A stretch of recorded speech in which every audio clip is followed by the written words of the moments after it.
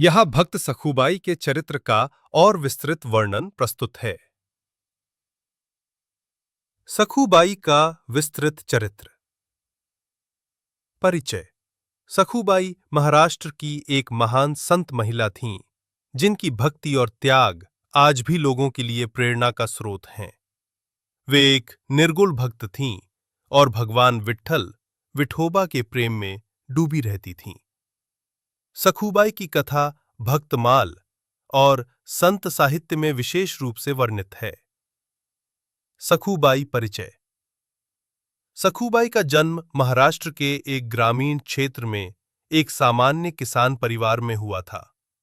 उनका बचपन से ही मन सांसारिक जीवन में नहीं बल्कि प्रभुचिंतन और भक्ति में रमता था।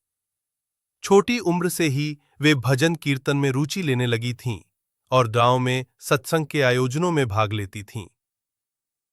उनका विवाह एक कट्टर रूढ़िवादी परिवार में हुआ, जहां धार्मिक कार्यों और भगवान की भक्ति को नकारात्मक दृष्टि से देखा जाता था। उनके पति और सास दोनों ही बहुत कठोर और ईश्वर विरोधी थे। सखुबाई को भजन कीर्तन करने से रोका जाता था और यदि वे भगवान का नाम भी लेतीं तो उन्हें दंडित किया जाता था। भक्ति और सहनशीलता। सखुबाई की भक्ति सच्ची, सरल और पूर्ण समर्पण से युक्त थी। उन्होंने न केवल प्रतिकूल परिस्थितियों में भक्ति की, बल्कि अत्याचारों को भी भगवान की इच्छा मानकर सहन किया। वे प्रातःकाल उठकर गोविंद का नाम जपती थीं। खेतों में काम करते हुए, कुएं से पानी भरते हुए, रसोई में काम करते हुए, उनके होठों पर हमेशा विठोबा का नाम होता था। उन्होंने कभी किसी से शिकायत नहीं की, ना ही अपने दुखों को किसी के आगे रखा।